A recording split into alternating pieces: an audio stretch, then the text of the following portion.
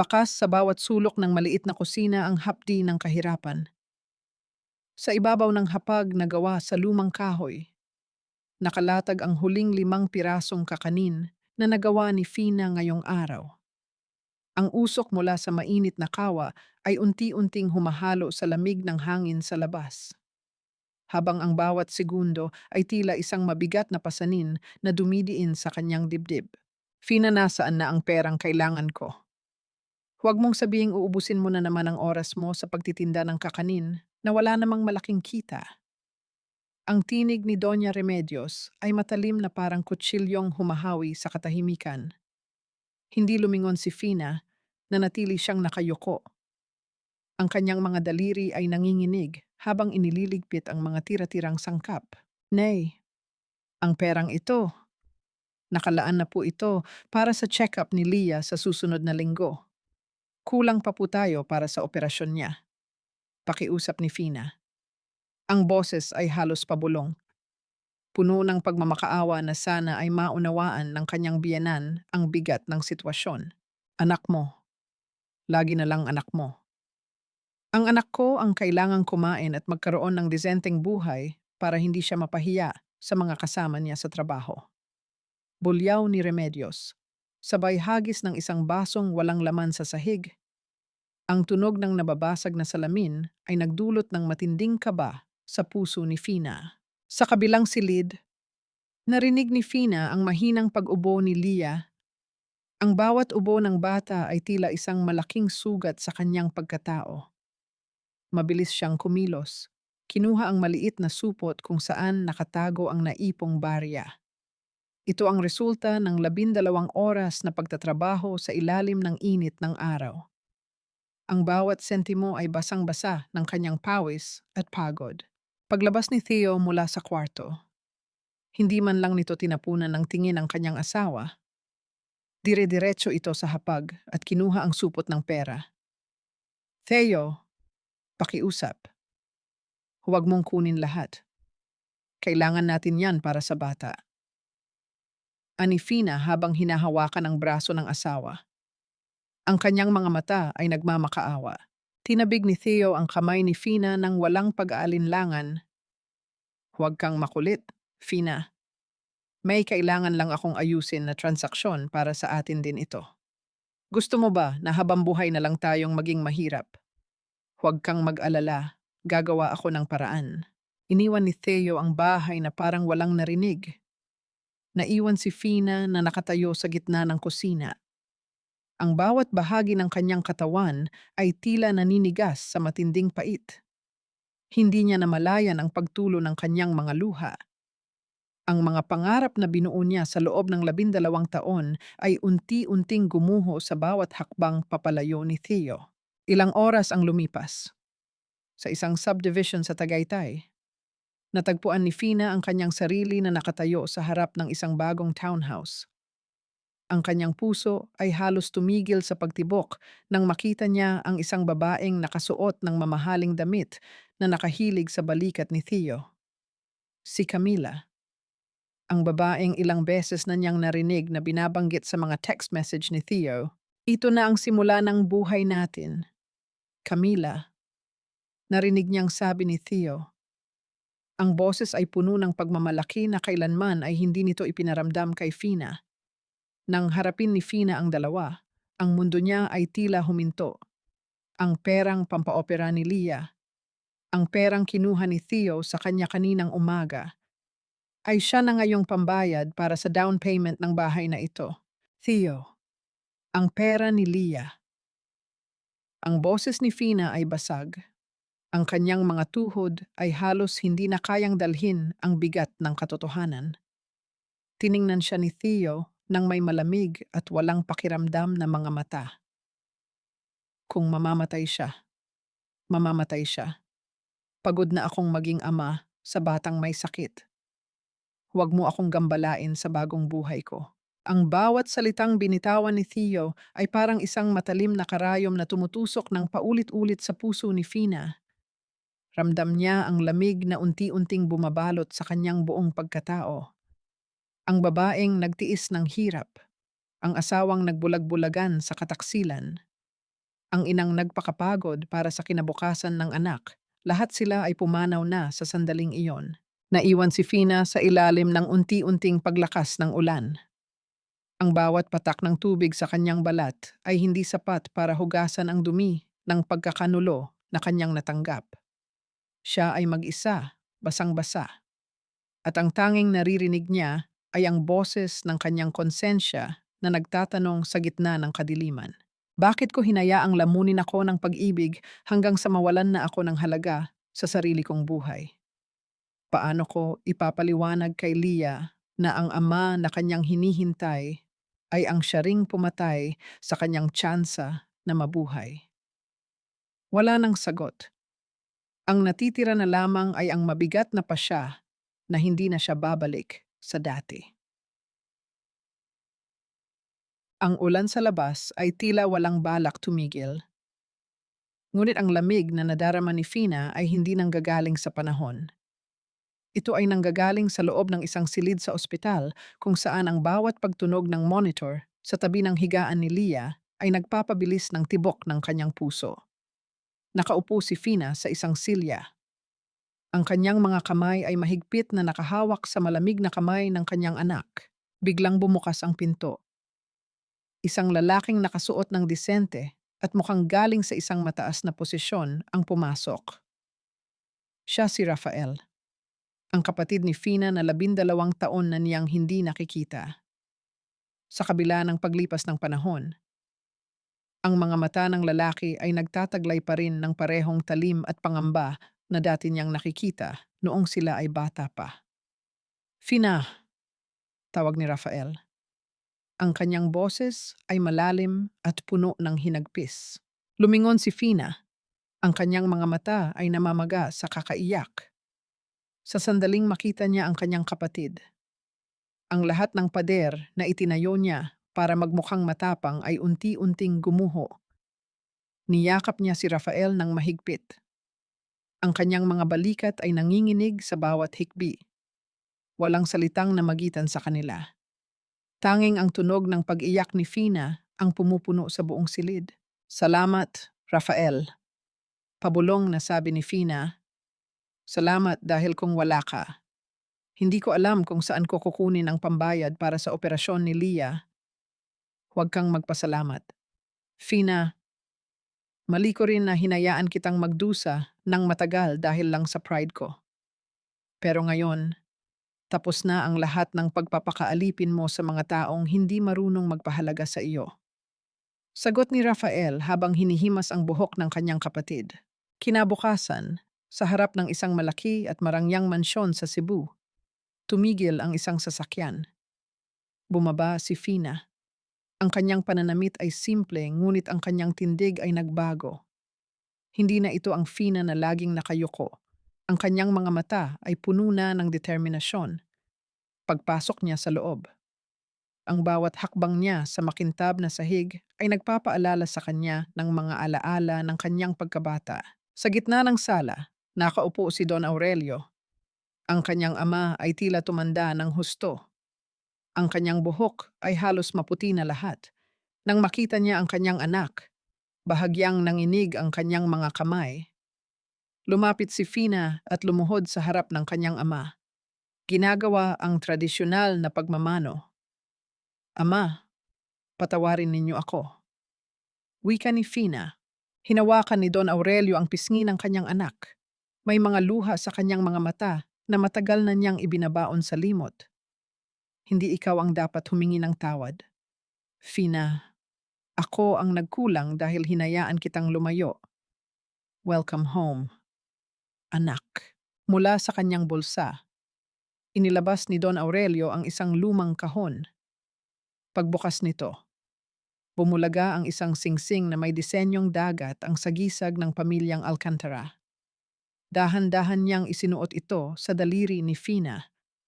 Ang bigat ng ginto ay tila isang babala at responsibilidad na kailangang pasanin ni Fina mula sa araw na iyon. Samantala, sa isang opisina sa Manila, si Theo ay abala sa pag-ayos ng mga dokumento para sa kanyang bagong negosyo. Ngunit hindi niya alam na ang bawat pondo na inaasahan niya mula sa isang malaking investor ay unti-unting nawawala. Ang mga account na dati ay laging puno ay nagpapakita na ng mga pulang marka. Kinuha niya ang kanyang telepono upang tumawag. Ngunit ang boses sa kabilang linya ay malamig at formal. Pasensya na po, Mr. Villamor. Pero ang lahat ng transaksyon mula sa inyong partner ay pansamantalang naka-hold dahil sa audit sa inyong mga dokumento, sabi ng accountant. Nanlaki ang mga mata ni Theo. Hindi niya maunawaan kung bakit nangyayari ang lahat ng ito sa oras na ito. Sa kanyang isipan, ang lahat ay perpekto, may bahay na siya, may bago siyang buhay, at akala niya ay wala na siyang dapat pang alalahanin. Habang nakatingin si Fina sa kanyang refleksyon sa salamin ng kanyang bagong silid, inayos niya ang kanyang buhok. Tinanggal niya ang lahat ng bakas ng pagod sa kanyang mukha. Tiningnan niya ang singsing sa kanyang daliri. Ang liwanag nito ay tila nagbibigay ng bagong pag-asa. Hindi na ako ang babaeng nagbebenta ng kakanin sa kalsada. Hindi na ako ang asawang nagmamakaawa para sa kaunting pansin. Ang nakaraan ay tapos na, at ang kinabukasan ay akin ng susulatin. Ang katahimikan sa paligid ay hindi na nakakatakot. Ito ay nagsilbing saksi sa isang bagong yugto ng kanyang buhay. Si Fina ay handa ng bumangon, hindi para maghiganti, kundi para bawiin ang lahat ng ninakaw sa kanya. Ang Alcantara Logistics ay hindi lamang isang kumpanya. Ito ay isang higanting naghihintay sa utos ng kanyang Panginoon. Sa loob ng malawak na gusali sa pantalan ng Cebu, ang bawat yabag ng mga empleyado ay may dalang pagmamadali. Nang pumasok si Fina, nakasuot ng disenyong profesional na puting blazer, ang lahat ng mata ay napaling sa kanya. Hindi na siya ang babaeng nakasuot ng kupas na apron. Siya na ngayon ang bagong boses ng kapangyarihan sa loob ng kumpanya. Dire-diretso si Fina sa kanyang opisina, kung saan naghihintay ang isang bunto ng mga folder. Ang kanyang unang layunin suriin ang lahat ng transaksyon sa mga nakaraang buwan. Sa bawat pahina na kanyang binubuksan, unti-unting nabubuo ang isang malinaw na larawan ng mga anomalyang pilit na itinatago ng mga taong nasa loob mismo ng kumpanya. Habang nagbabasa, isang katok sa pinto ang bumasag sa katahimikan. Pumasok si Rafael. May dalang isang tasa ng mainit na kape. Hindi ka pa nagpapahinga, Fina, malambot na wika ng kapatid. Ang pagpapatakbo ng ganito kalaking imperyo ay hindi ginagawa sa loob ng isang gabi.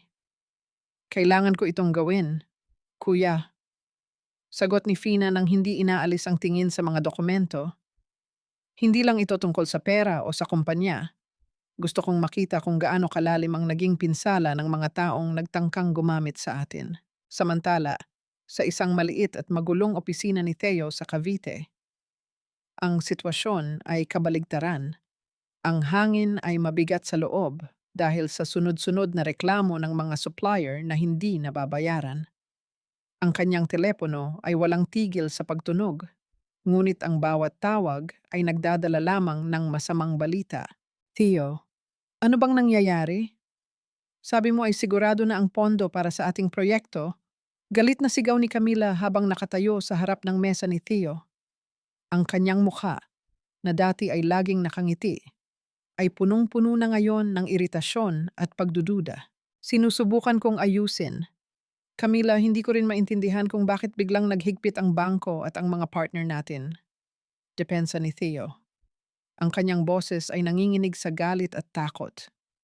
Ang dating tiwala sa sarili ay unti-unti nang pinapalitan ng pagkabalisa. Hindi nila alam. Ang bawat galaw na ginagawa ni Theo ay sinusubaybayan ni Fina mula sa malayo. Sa bawat pagkakataong tinatangka ni Theo na humiram ng kapital sa ibang bangko, agad na nakakatanggap ng babala ang mga ito mula sa Alcantara Logistics, na nagpapahiwatig na ang anumang transaksyon na may kinalaman sa pangalan ni Theo ay kailangang dumaan sa matinding pagsusuri sa pagdating ng gabi. Umupo si Fina sa balkonahe ng mansyon. Pinagmamasdan ang mga barkong dahan-dahang lumalabas sa pantalan. Ang liwanag mula sa mga parola ay tumatama sa ibabaw ng dagat, nagbibigay ng kakaibang ningning sa kadiliman, sa kanyang isipan. Naroon ang imahe ni Leah na mahimbing na natutulog sa kabilang kwarto. Ang kaligtasan ng kanyang anak ang nagbibigay sa kanya ng lakas na magpatuloy. Ngayon mo lamang mararamdaman ang bigat ng kawalan. Theo, ang lahat ng itinayo mong kasinungalingan ay unti-unti nang kinakain ng katotohanan na ikaw mismo ang gumawa. Hindi man niya kailangang magsalita. Alam ni Fina na ang oras ng pagtutuos ay papalapit na. Sa bawat piraso ng ebidensya na kanyang natitipon, ang kuta ni Theo ay unti-unting nababaklas. Ang kanyang pagbalik ay hindi lamang para sa sarili, kundi para patunayan na ang hustisya ay hindi laging huli. Kung minsan, ito ay kailangang sipagan at paghandaan. Ang opisina ni Fina ay tahimik. Tanging ang mahinang ugong ng aircon ang naririnig sa buong paligid. Nakatitig siya sa isang makapal na folder na naglalaman ng mga record ng Alcantara Logistics. Sa gitna ng kanyang pagsusuri, natuklasan niya ang isang pangalan na hindi niya inaasahang makikita ang pangalan ni Doña Remedios sa listahan ng mga supplier na may hindi maipaliwanag na bayad mula sa kumpanya. Hindi pala basta-basta nananahimik ang kanyang biyenan. Sa loob ng maraming taon, habang si Fina ay naghihirap sa pagbebenta ng kakanin, ang pera ng Alcantara, ang kumpanyang pagmamay-ari ng kanyang pamilya, ay unti-unting kinukurakot ni Remedios sa pamamagitan ng mga peking transaksyon.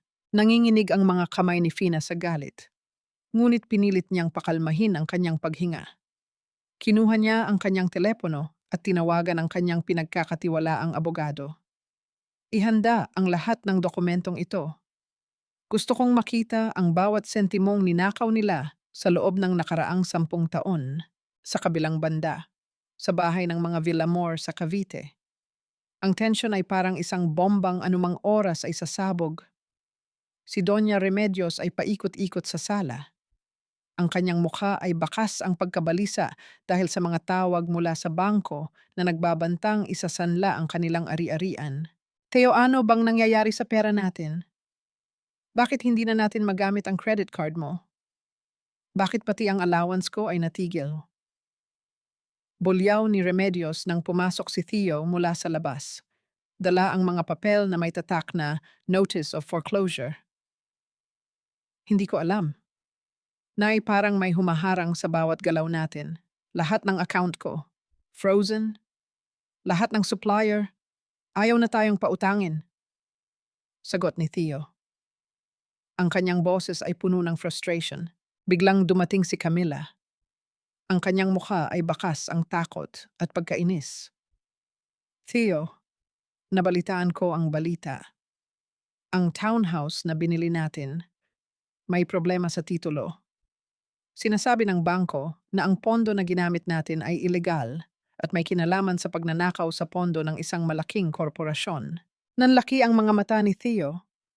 Ang kanyang mga binti ay tila naging malambot, dahilan upang mapaupo siya sa sofa.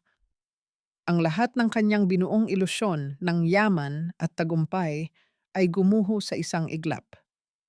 Sa gitna ng kaguluhan, ang tanging naiisip niya ay ang kanyang asawang si Fina, pero agad niya itong itinaboy sa kanyang isipan. Hindi, hindi si Fina ang may gawa nito. Masyado siyang mahina para gawin ang ganitong klaseng ganti. Sa gabing iyon, mag-isa si Fina sa kanyang silid sa mansyon. Tiningnan niya ang larawan ni Leah na nakalagay sa kanyang mesa. Ang batang babae ay unti-unti nang bumubuti ang kalusugan dahil sa tamang gamot at pag-aalaga. Hindi ko nahahayaang may manakit sa atin muli, anak. Bulong ni Fina sa hangin. Hindi niya namalayan ang pagpasok ni Rafael sa pinto. Bit-bit ang isang baso ng gatas.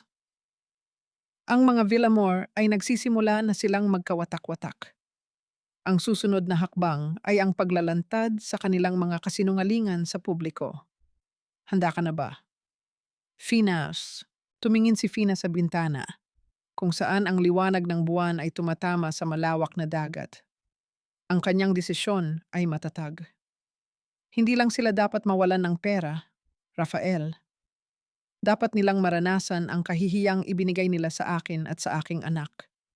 Gusto ko, sa harap ng maraming tao, ay lumabas ang lahat ng kanilang kasamaan.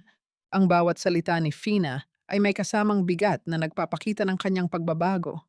Hindi na siya ang babaeng nagtitiwala ng bulag. Siya na ngayon ang arkitekto ng kanyang sariling hustisya.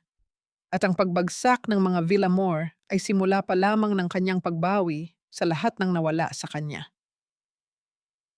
Ang mga araw ay lumilipas na parang mga pahina ng isang librong mabilis na binubuklat. Sa bawat araw na lumilipas, mas lalong nalulunod ang pamilya Villamor sa sarili nilang mga kasinungalingan. Sa loob ng opisina ng Alcantara Logistics, isang pagpupulong ang nagaganap. Nakaupo si Fina sa dulo ng mahabang mesa. Ang kanyang autoridad ay ramdam sa bawat titig ng mga board members.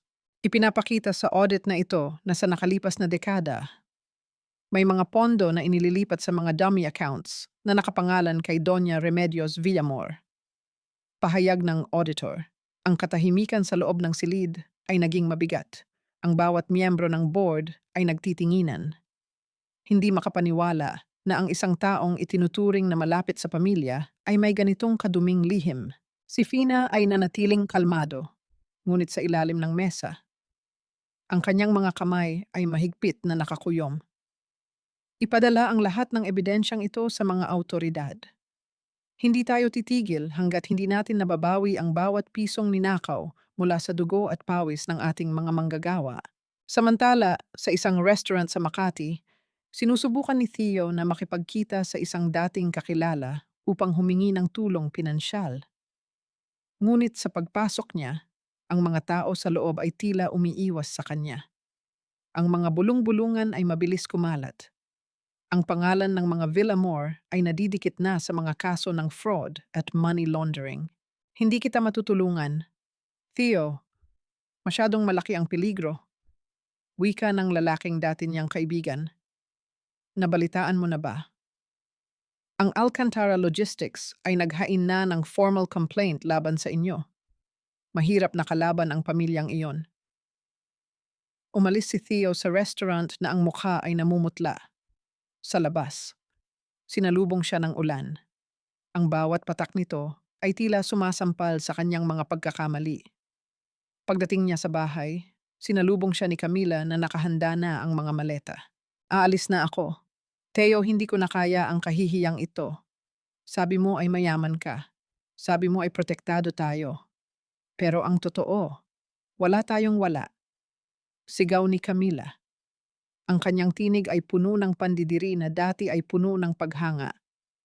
Camila, huwag kang umalis. Aayusin ko ito. Pakiusap ni Theo, habang hinahabol ang babae hanggang sa pintuan. Aayusin? Paano? Ang asawa mo, ang asawa mong iniwan mo ang siyang sumisira sa atin ngayon. Hindi mo ba alam si Fina ang may-ari ng lahat ng ito? Ang mga salitang iyon ay parang kidlat na tumama sa isipan ni Theo. Huminto ang kanyang paghinga.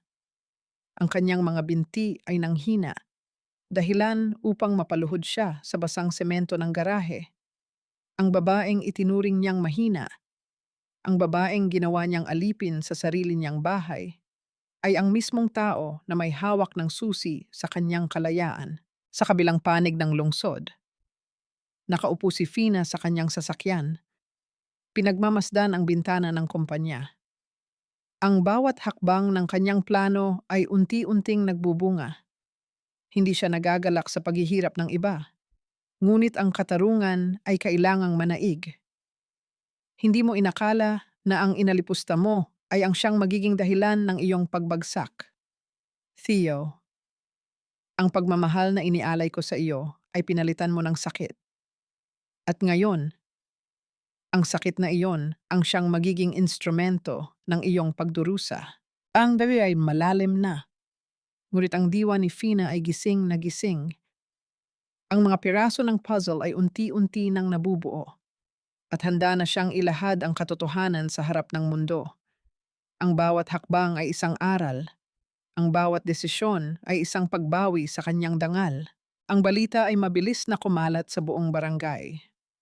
Ang dating pinagkakaguluhan na mayaman na pamilya Villamor ay unti-unti nang naglalaho ang ningning sa loob ng maliit na bahay ni Aling Tessie, ang matalik na kaibigan ni Fina noong siya ay mahirap pa. Naging usap-usapan ang pagbagsak ng mga taong dati ay mapang-api. Hindi ko akalain na ganito ang kahihinatnan nila. Wika ni Aling Tessie habang naglilinis ng kanyang tindahan. Dati, kung makapanglait si Doña Remedios sa ating si Fina, akala mo ay siya ang pinakamataas sa buong mundo. Ngayon, pati ang kuryente at tubig nila ay pinutol na dahil sa hindi pagbabayad. Sa loob ng mansyon ng mga Alcantara, naghahanda si Fina para sa isang mahalagang pagharap. Hindi ito sa korte, kundi sa isang pribadong pagpupulong na hinihiling mismo ni Doña Remedios. Ang matandang babae, na dati ay laging nakataas ang noo, ay pumasok sa mansyon na ang mga balikat ay nakayuko. Dala ang bigat ng kahihiyan. Nang makita ni Remedios si Fina na nakaupo sa harap ng isang tasa ng tsae, hindi siya makatingin ng diretso sa mata nito. Fina, anak, pakiusap. Alam ko na ang lahat. Alam ko na ikaw ang may hawak ng lahat ng kontrol sa kumpanya. Pakiusap. Bawiin mo ang demanda laban sa amin. Matanda na ako. Tinitigan ni Fina ang kanyang biyanan. Walang bakas ng galit sa kanyang mukha. Tanging isang malalim na pagkapagod lamang. Nay, bakit niyo ginawa iyon? Bakit niyo kinaya na saktan ang sarili ninyong apo para lang sa pera na hindi naman sa inyo? Gusto ko lang na maging komportable si Theo. Gusto ko lang na maging masaya siya. Sigaw ni Remedios, ngunit ang boses niya ay nanginginig na. Ang kaligayahan ba na nanggaling sa pagnanakaw ay tunay na kaligayahan? Tanong ni Fina. Sinira niyo ang pamilya natin para sa mga material na bagay. Ngayon, ang mga bagay na iyon ay hindi na kayo maililigtas. Biglang bumukas ang pinto at pumasok si Theo. Ang kanyang mukha ay maputla. Ang kanyang mga mata ay puno ng pait at pagsisisi na tila huli na para sa lahat. Nakita niya si Fina na nakaupo. Ang tindig ay marangal at puno ng kapangyarihan. Fina, akala ko ay wala kang laban. Akala ko ay habang buhay kang magtitiis sa piling ko. Wika ni Theo, ang boses ay halos pabulong. Ano ba ang gusto mong mangyari? Gusto mo bang makita kaming naghihirap sa kulungan? Hindi ko kailangang maging malupit para makakuha ng katarungan. Theo, sagot ni Fina, ang kailangan niyo lang gawin ay harapin ang consequences ng inyong mga desisyon. Lahat ng pera, lahat ng ari-arian na inyong kinuha sa maling paraan ay ibabalik niyo sa kumpanya. Iyon ang tanging paraan para mabawasan ang inyong kasalanan. Tumalikod si Fina at tumingin sa labas ng bintana. Ang hangin ay humahampas sa mga kurtina, nagdadala ng amoy ng paparating na ulan. Sa sandaling iyon, naramdaman ni Theo na hindi lang ang yaman ang nawala sa kanya, nawala rin ang respeto ng babaeng dati ay ibinibigay ang lahat para sa kanya. Walang nagawa ang mag-ina kundi umalis sa mansyon nang walang dala. Ang kanilang pride na dati ay nagsilbing baluti ay unti-unti nang nagiging abo. Sa bawat hakbang nila palabas ng gate, naramdaman nila ang bigat ng mundo na dati ay ipinapasan nila kay Fina. Sa kabilang banda, si Fina ay muling humarap kay Rafael na nakatayo sa gilid ng pinto. Tapos na ba? Tanong ni Rafael. Simula pa lang ito ng kanilang totoong pagbabayad. Sagot ni Fina, ang katahimikan sa loob ng silid ay hindi na nagpapahiwatig ng takot, kundi ng kapayapaan. Sa wakas, ang hustisya ay hindi na lang isang konsepto. Ito ay naging realidad na matagal na niyang hinintay. Ang bawat sugat ay nagsisimula ng maghilom at ang bawat luha ay may kapalit na lakas. Ang mga legal na dokumento ay parang mga tuyong dahon na nagkalat sa ibabaw ng lamesa sa opisina ni Fina. Bawat isa ay may dalang bigat ng kasaysayan, ang mga pekeng pirma, ang mga nakatagong utang, at ang mga ebidensya ng maling paggamit sa pondo ng kumpanya. Sa harap ni Fina, nakaupo ang kanyang mga abogado. Hinihintay ang kanyang huling desisyon. Ito na ang pagkakataon para tapusin ang lahat, Miss Alcantara. Wika ng pangunahing abogado. Ang lahat ng kaso laban sa mga Villamor ay handa na para isampa sa korte. Sa dami ng ebidensya, siguradong mahaharap sila sa mahabang panahon ng pagkakabilanggo. Tiningnan ni Fina ang mga dokumento. Sa bawat pahina, nakikita niya ang bawat luha na pumatak mula sa mga mata ni Leah noong mga panahong wala silang pambili ng gamot. Nakikita niya ang bawat araw na siya ay nagtiis sa gutom at pagod para lamang matustusan ang luho ng pamilya ng kanyang asawa. Samantala, sa isang maliit na paupahan sa labas ng lungsod, si Theo at Doña Remedios ay nagsisimulang maranasan ang buhay na dati ay itinuturing nilang impyerno. Ang dating magarbo nilang mga gamit ay wala na. Ang tanging naiwan sa kanila ay ang mga lumang kasangkapan na hiram lamang nila. Walang nagsasalita sa loob ng silid. Ang tanging ingay ay ang paghagupit ng hangin sa mga yero ng bubong. Theo, bakit ito nangyayari sa atin? Tanong ni Remedios habang nakaupo sa isang silya na halos hindi na matibay. Dati, tayo ang sinusundan ng mga tao. Tayo ang may kapangyarihan. Dahil sa katangahan natin, Nay, sagot ni Theo. Ang boses ay puno ng pait. Inakala natin na ang pag-apak sa iba ay ang paraan para umangat.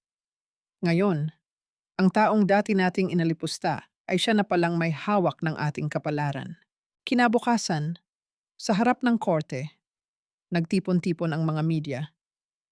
Ang pangalan ni Fina Alcantara ay muling narinig, hindi bilang isang babaeng nang iwan ng pamilya, kundi bilang isang matagumpay na leader na naglantad ng katiwalian. Ngunit sa halip na magpakita ng paghihiganti, si Fina ay lumabas sa korte na may kalmadong ekspresyon. Hindi ko hangad ang pagdurusa ninyo sa loob ng selda. Wika ni Fina sa harap ni Theo at Remedios bago sila pumasok sa loob ng gusali. Ang gusto ko lang ay maibalik ang lahat ng ninakaw ninyo. Ang bawat sentimo na dapat ay para sa mga nangangailangan ay dapat bumalik sa kanila. Ang pagkamangha sa mukha ni Theo ay hindi maipaliwanag. Hindi niya akalain na sa kabila ng lahat, may puwang pa rin ang pagpapatawad sa puso ni Fina. Ngunit ang pagpapatawad na ito ay hindi nangangahulugan ng pagkalimot. Ang bawat bayad na ibabalik nila ay magiging bahagi ng kanyang itataguyod na foundation para sa mga batang may sakit sa puso. Sa pagtatapos ng araw, naglakad si Fina sa parke kasama si Leah. Ang bata ay tumatakbo at tumatawa. Ang kanyang puso ay malakas na tumitibok, ang patunay na ang lahat ng pagdurusa ay may katumbas na himala.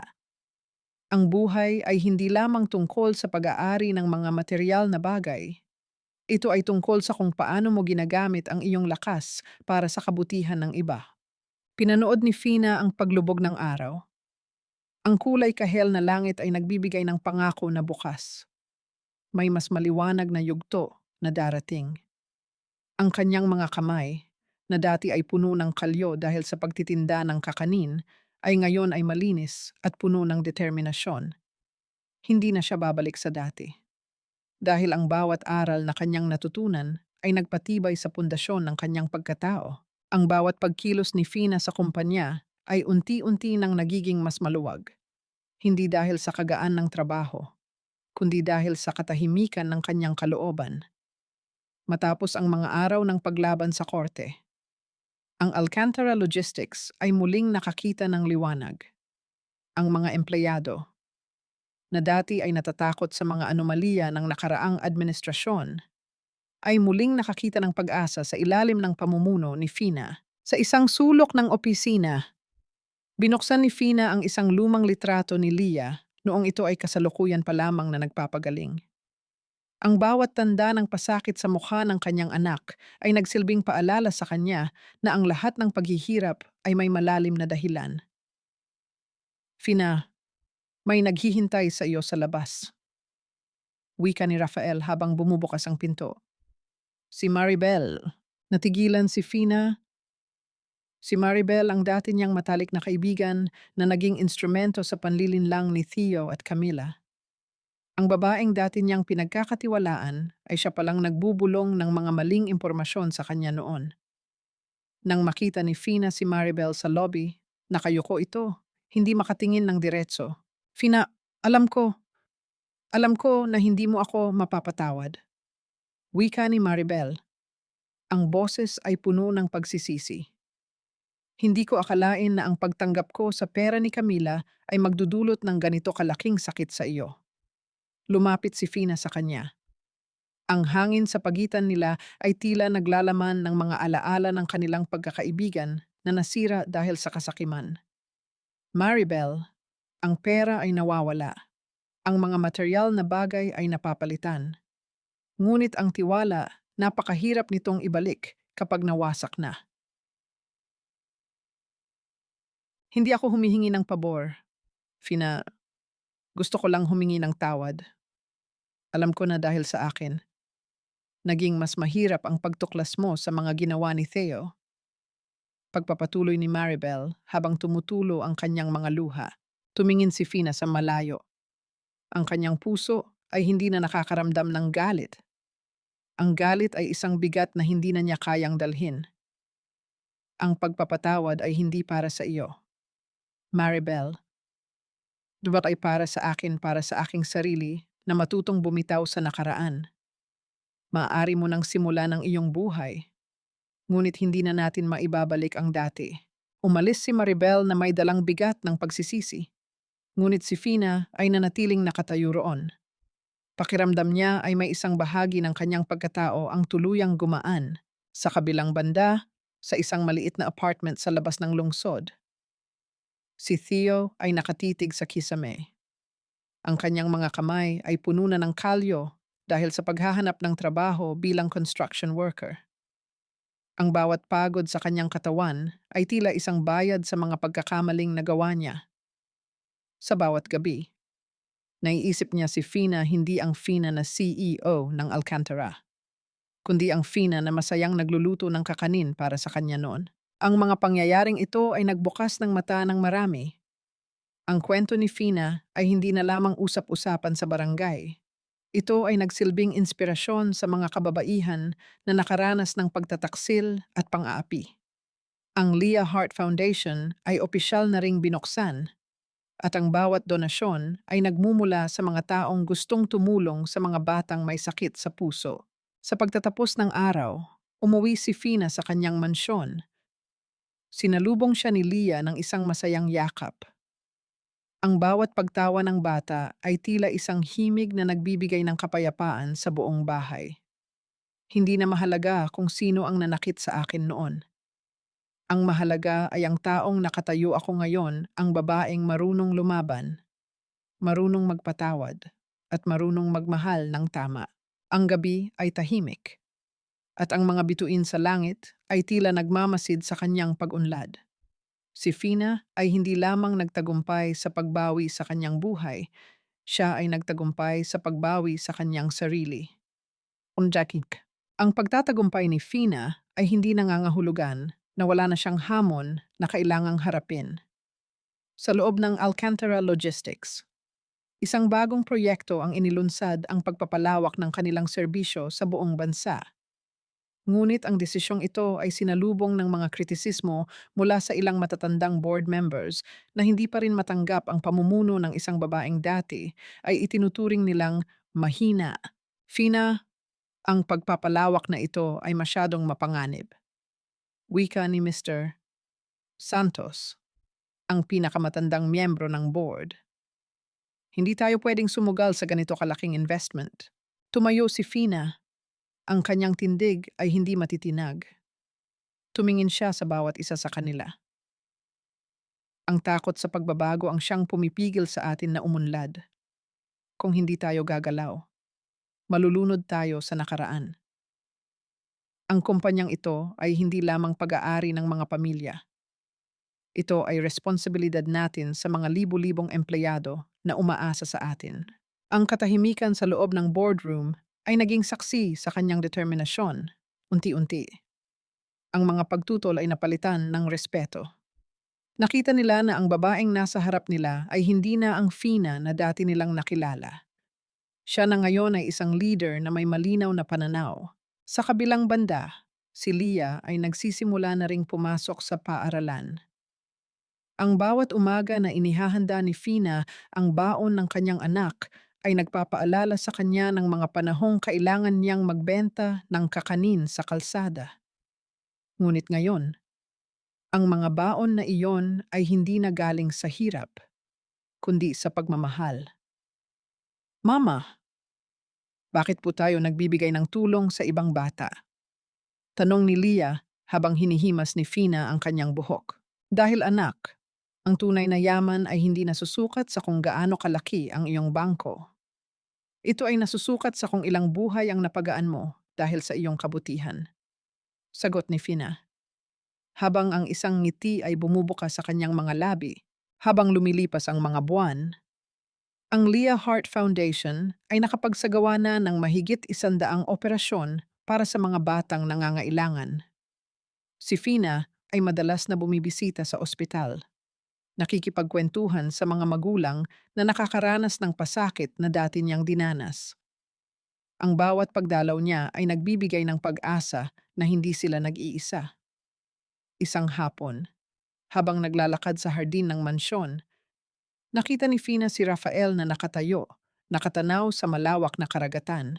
Marami na tayong narating, Fina, wika ni Rafael. Si Ama, proud siya sa iyo. Sana ay mas maaga nating naayos ang lahat. Sapat na ang panahon na mayroon tayo ngayon.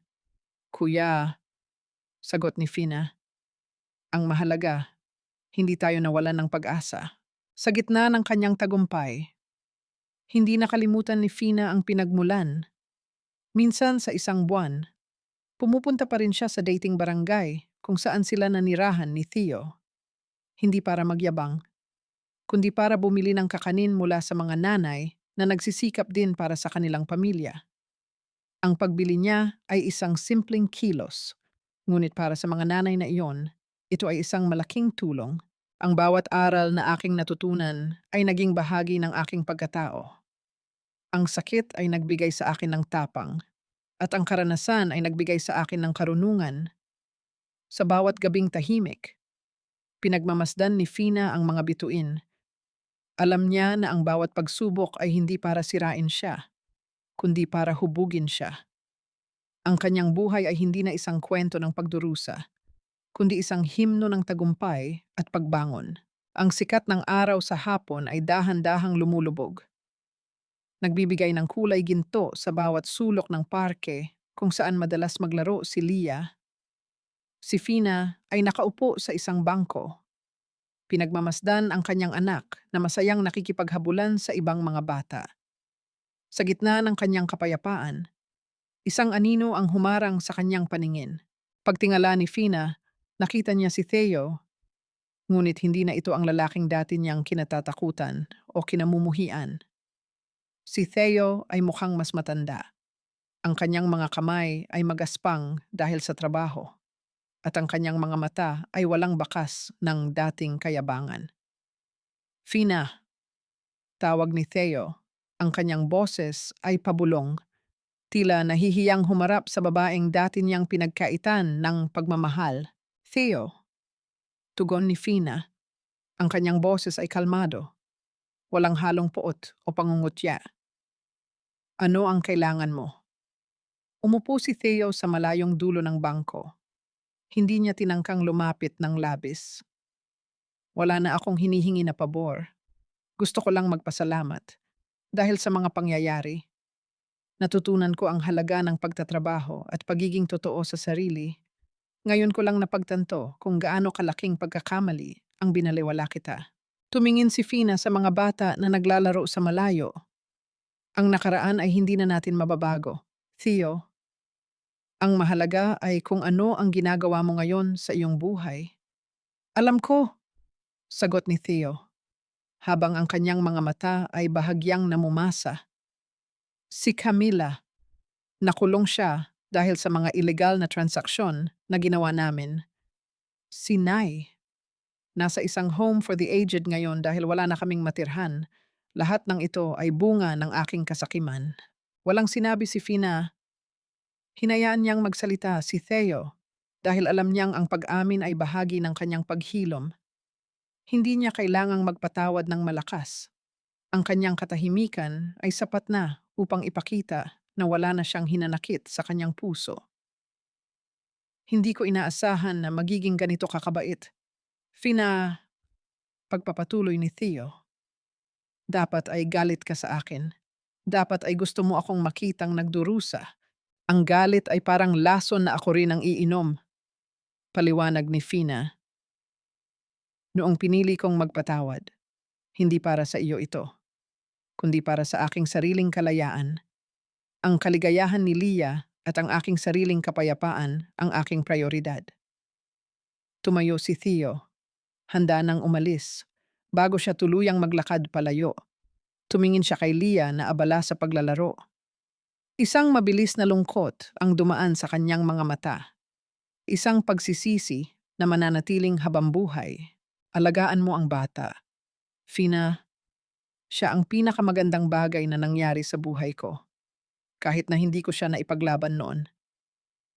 Wika ni Theo bago tuluyang naglaho sa gitna ng dapit hapon. Nanatiling nakaupo si Fina sa bangko. Ang hangin ay humahampas sa kanyang balat. Malamig ngunit nakakapresko. Sa kanyang isipan, ang kabanatang ito ng kanyang buhay ay sarado na. Hindi na kailangan ng mga pagtatalo o pagsumbat. Ang lahat ng sakit ay naging kasaysayan na lamang. Paglapit ni Leah sa kanya, niyakap niya ang bata ng mahigpit. Mama, sino po yung lalaki? Tanong ni Leah. Isang taong dumaan sa buhay natin para magturo ng aral, anak. Sagot ni Fina habang hinahalikan ang noo ng kanyang anak. Sa pag-uwi nila, yang mga ilaw sa lungsod ay nagsisimula ng kuminang para kay Fina. Ang bawat kislap ng mga ilaw na iyon ay sumisimbolo sa mga pagsubok na kanyang nalampasan. Siya ay hindi na ang babaeng nawawala sa dilim. Siya na ang ilaw na nagbibigay ng liwanag sa sarili niyang landas. Ang loob ng bulwagan ng hukuman ay tahimik. Ang bawat pagtunog ng sapatos sa sahig na marmol ay tila isang babala. Ito ang araw na matagal nang hinihintay ni Fina, ang formal na pagtatapos ng labang legal na sumubok sa kanyang katatagan. Ang mga mamamahayag ay nagsisiksikan sa labas, ngunit sa loob. Ang tanging maririnig ay ang mabigat na hininga ng mga taong sangkot sa kaso. Nakaupo sa upuan ng nasasakdal sina Doña Remedios at ang mga kasabwat na empleyado ng kumpanya. Wala na ang dating karangyaan sa kanilang mga kasuotan. Ang kanilang mga mukha ay bakas ng takot at pagkapagod. Nang pumasok si Fina sa loob, hindi siya naglakad ng mayabang. Siya ay payak, matikas, at puno ng dignidad. Serafina Alcantara, tawag ng hukom. Handa ka na bang ibigay ang iyong huling testimonya? Tumayo si Fina at humarap sa korte. Ang bawat salitang kanyang binitawan ay malinaw, tapat, at walang bahid ng pag-aalinlangan. Inilahad niya ang lahat ang mga pekeng kontrata, ang pagtatangkang ipahiya siya, at ang pinakamabigat sa lahat, ang paggamit sa pondo ng operasyon ng kanyang anak para sa personal na luho. Habang nagsasalita si Fina, ang bawat miyembro ng hurado ay nakikinig ng mabuti. Ang mga ebidensyang iprinisinta ni Fina, ang mga bank statements, ang mga record ng tawag, at ang mga testimonya ng mga whistleblower ay hindi na mapapasubalian. Nang matapos si Fina, tumingin siya sa direksyon ni Doña Remedios. Ang matandang babae ay hindi na nakatingin ng matalim. Siya ay nakayuko. Ang kanyang mga kamay ay nanginginig sa ilalim ng mesa. Ang hatol ay hindi naging sorpresa para sa marami. Ang pagpapatunay sa mga kasong fraud, falsification of public documents, at embezzlement ay nagresulta sa mabigat na kaparusahan. Habang binabasa ng hukom ang sentensya, ang katahimikan sa bulwagan ay tila lalong lumalim. Ang bawat taong sangkot sa panlilinlang ay unti-unting napagtanto na ang kanilang mga ginawa ay may katumbas na kabayaran. Paglabas ng korte, sinalubong si Fina ni Rafael.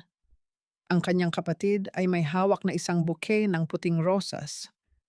Tapos na, Fina, ang katarungan ay naipatupad na. Hindi ito tungkol sa pagkakulong nila. Kuya, sagot ni Fina habang tinatanggap ang mga bulaklak. Tungkol ito sa pagpapakita na ang katotohanan ay hindi kayang bilhin ng pera o itago ng kapangyarihan. Sa kabila ng tagumpay, hindi nakaramdam ng saya si Fina, kundi isang malalim na kaluwagan. Ang mabigat na pasanin na ilang taon niyang dinala sa kanyang mga balikat ay tuluyan ng natanggal. Ngayon, ang tanging mahalaga ay ang kanyang kinabukasan kasama si Leah. Sa isang sulok ng parking lot, nakita ni Fina ang sasakyan na magdadala sa mga bilanggo patungo sa detensyon. Nakita niya roon si Doña Remedios na sumisilip sa bintana. Ang kanyang mga mata ay puno ng pait. Hindi na sila magtatagpo muli. Ang bawat isa sa kanila ay tatahak na ng kani-kanilang landas, ang isa sa likod ng mga rehas. At ang isa naman ay patungo sa isang buhay na malaya at puno ng layunin. Pag-uwi ni Fina sa mansyon, sinalubong siya ng liwanag ng dapit hapon. Pumasok siya sa kwarto ni Leah at hinagkan ang bata sa noo. Ang kanyang anak ay mahimbing na natutulog. Ang kanyang paghinga ay normal at malakas, isang himig ng buhay na matagal niyang pinaglaban. Ang hustisya ay hindi lamang pagpaparusa sa mga nagkasala. Ito ay ang pagbawi sa dangal na minsan ay pilit na niyurakan. Sa bawat hakbang ni Fina patungo sa kanyang silid, naramdaman niya ang kapayapaan na matagal na niyang hinahanap. Ang kaso ay tapos na. Ang mga alinlangan ay wala na. At ang bawat pahina ng kanyang nakaraan ay unti-unti nang naglalaho. Nagbibigay daan sa isang bagong yugto na siya ang nagmamay-ari. Ang liwayway sa Cebu ay nagdadala ng sariwang simoy ng dagat. Ang kulay rosas na langit ay unti-unting napapalitan ng maliwanag na asul. Sa loob ng mansyon ng mga Alcantara, ang bawat sulok ay puno ng buhay. Si Leah ay abala sa pag-aayos ng kanyang gamit para sa paaralan. Ang kanyang mga tawa ay nagsisilbing musika sa bawat umaga ni Fina. Sa labas ng gate, ang mga sasakyan ng Alcantara Logistics ay nakapila. Handa nang maglayag ang mga kargamento patungo sa iba't ibang dako ng mundo. Si Fina, na nakasuot ng simpleng puting damit, ay nakatayo sa balkonahe. Pinagmamasdan ang malawak na dagat. Ang lahat ng mga pagsubok, ang mga gabi ng pag-iyak, at ang mga araw ng pagtitiis ay tila mga alon na nagpapakinis sa bato, naging bahagi na ng kanyang katatagan. Mama, tara na po. Baka malate tayo sa opening ng foundation. Masayang tawag ni Leah habang hinihila ang kanyang kamay. Ngumiti si Fina at sumama sa kanyang anak. Sa loob ng gusali ng Leah Heart Foundation, isang pagtitipon ang nagaganap. Maraming mga ina na dati ay dumanas din ng hirap ang naroon. Nagpapasalamat sa suportang kanilang natanggap. Ang bawat kwento ng tagumpay na kanilang ibinabahagi ay nagsisilbing patunay na ang pagbangon ay laging posible. Habang naglalakad sa gitna ng mga tao, napansin ni Fina ang isang pamilyar na mukha sa labas ng gusali. Isang babae, may dalang basket ng kakanin, ang naglalakad sa tapat ng kalsada. Ito ang dating buhay ni Fina. Lumapit siya rito at bumili ng lahat ng paninda nito. Salamat po, ma'am. Wika ng babae. Hindi nakikilala si Fina. Magpatuloy ka lang sa pagod dahil ang bawat pagsisikap mo ay may nakalaang biyaya. Sagot ni Fina. Sabay abot ng sapat na halaga na higit pa sa presyo ng kakanin. Ang babae ay tumingin sa kanya ng may pagkamangha, ngunit si Fina ay mabilis na naglakad palayo kasama si Leah. Sa bawat pagkakataon, naaalala ni Fina ang kanyang pinagmulan. Hindi niya ito ikinahihiya. Bagkus, ito ang nagsilbing pundasyon ng kanyang pagkatao. Pagdating ng gabi, sa gitna ng katahimikan ng mansyon, umupo si Fina sa harap ng kanyang mesa. Kinuha niya ang isang blankong journal. Nagsimula siyang magsulat. Hindi na ng mga listahan ng utang o mga plano ng paghihiganti, kundi ng mga pangarap para sa kinabukasan ni Leah. Ang kanyang kapatid na si Rafael ay pumasok at tumabi sa kanya. Ang ganda ng gabi? No? Parang payapa ang lahat. Oo, kuya. Sa wakas, ang lahat ng bagyo ay tumigil na. Sagot ni Fina. Ano ang susunod na plano? Tanong ni Rafael. Tumingin si Fina sa bintana, kung saan ang mga bituin ay nagkikislapan sa itaas ng malawak na dagat. Ang susunod na plano ay ang mamuhay ng may kapayapaan. Ang kumpanya ay magpapatuloy, ang foundation ay lalago. At si Leah ay lalaking may alam na ang pag-ibig ay hindi nangangahulugan ng pagsasakripisyo ng sariling dangal. Ang bawat salita ay may dalang katiyakan. Ang babaeng dati ay nakayuko sa harap ng kahirapan at pagkakanulo ay wala na. Ang natitira na lamang ay ang Serafina Alcantara, isang leader, isang ina, at isang babaeng natutong bumangon mula sa sarili niyang mga abo. Sa labas, ang mga alon ay patuloy na humahampas sa pampang. Ang tunog nito ay tila isang oyayi ng dagat na nagpapatulog sa mundo. Para kay Fina, ito na ang simula ng kanyang tunay na buhay. Ang bawat bukas ay hindi na isang tanong kung makakaya ba niya, kundi isang sagot na siya ay handa na sa anumang darating. Ang aking pangalan ay aking nabawi. Ang aking dignidad ay aking napatunayan. At ang aking kinabukasan ay akin ng hawak sa aking sariling mga kamay. Ang lahat ay payapa. Ang lahat ay tama. 5 taon ang lumipas. Ang pantalan ng Cebu ay mas buhay na kaysa dati. Ang mga dambuhalang barko ay patuloy na naglalayag dala ang mga kargamentong nag-uugnay sa iba't ibang pulo. Sa gitna ng abalang pasilidad, isang matangkad na babaeng nakasuot ng simpleng puting bestida ang naglalakad, si Serafina Alcantara. Hindi na siya ang babaeng nagmamadali para sa bawat sentimo. Ang kanyang mga hakbang ay banayad. May dalang autoridad na hindi na kailangang isigaw dahil ito ay likas na sa kanyang pagkatao. Sa tabi niya ay isang batang babaeng may malusog na pangangatawan at matatalinong mga mata, si Leah, na ngayon ay masigla ng nag-aaral at mahilig sa pagbabasa ng mga libro tungkol sa paglalakbay. Pumasok sila sa gusali ng Leah Heart Foundation, na ngayon ay isa na sa pinakamalaking institusyon sa bansa para sa mga bata. Sa loob, maraming bata ang tumatakbo. Ang kanilang mga tawa ay tila mga kampanang nagpapahiwatig ng tagumpay laban sa sakit. Lumapit ang isang batang lalaki kay Fina, may dalang isang maliit na bulaklak na pinitas sa hardin. Salamat po, Tita Fina, wika ng bata. Ngumiti si Fina. Ang kanyang mga mata ay nagniningning sa tuwa. Ang bawat batang natutulungan nila ay isang alaala ng kanyang sariling pinagdaanan. At ang bawat ngiti nila ay ang kanyang pinakamalaking gantimpala. Sa hapon ng araw na iyon, bumisita si Fina sa isang libingan sa gilid ng dagat. Dinalaw niya ang puntod ni Don Aurelio. Inilapag niya ang mga sariwang bulaklak at pinagmasdan ang tahimik na alon. Ama, sana ay nakikita mo kung nasaan na kami ngayon. Hindi ko man nasunod ang lahat ng iyong mga inaasahan noon. Alam ko na ipinagmamalaki mo ang babaeng kinahinatnan ko. Pagkatapos ng pagbisita, umupo si Fina sa isang mataas na bahagi ng pantalan, kung saan matatanaw ang paglubog ng araw. Kasama niya si Rafael.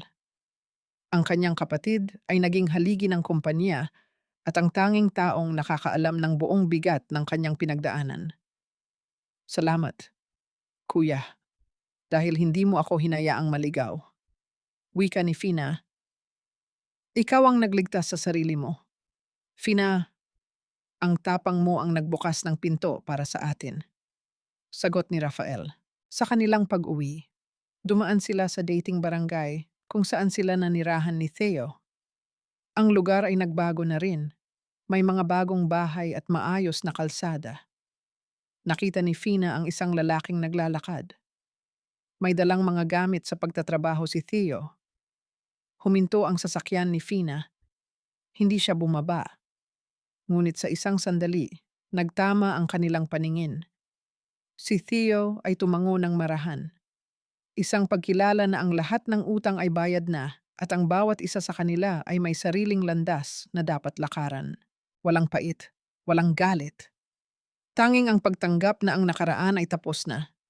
Pag-uwi sa mansyon, hinalikan ni Fina si Leah bago ito natulog. Mama, masaya po ba kayo? Tanong ng bata. Hinalikan ni Fina ang noo ng kanyang anak. Sobrang saya, anak.